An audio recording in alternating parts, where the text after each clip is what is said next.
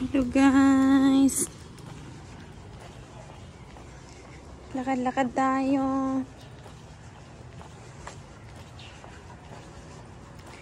Going to market, mag-buy ng fruits.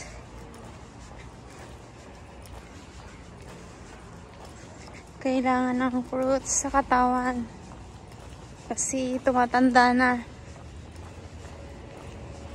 Kailangan ng masustansyang pagkain. Ang ganda ng langit guys.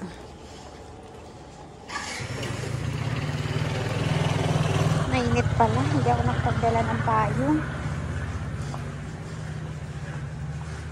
Pero okay lang. Minsanan lang maarawan.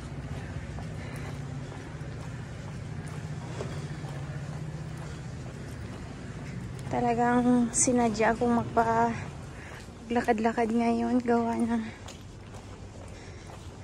yung sa mga araw ba na panahon kasi tulad ngayon, taglamig ang panahon, ang ating mga dugo ay nag-i-sticky. Need natin na walking para sa sarili ko. Talagang need ko kasi last week talagang ako'y ang BP ko ay talagang tumaas siya. Tapos yung aking heart, parang na-feel ko din. Lumalakas ang tibok. So, ito, hindi na kasi naarawan.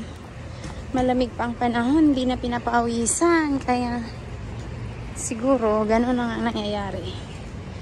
Hindi pa nagiinom ng tubig. So, ayun.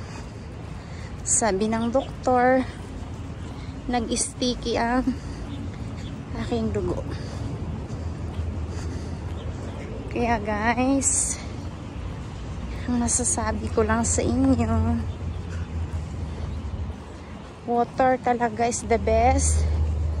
Then, walking, exercise, tsaka magpapaaraw.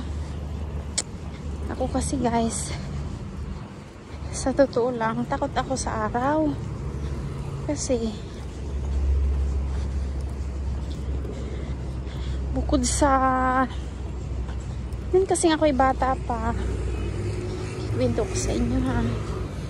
Pag ako'y napapaarawan, yun ako'y naarawan ng matagal, masakit talaga ang ulo ko.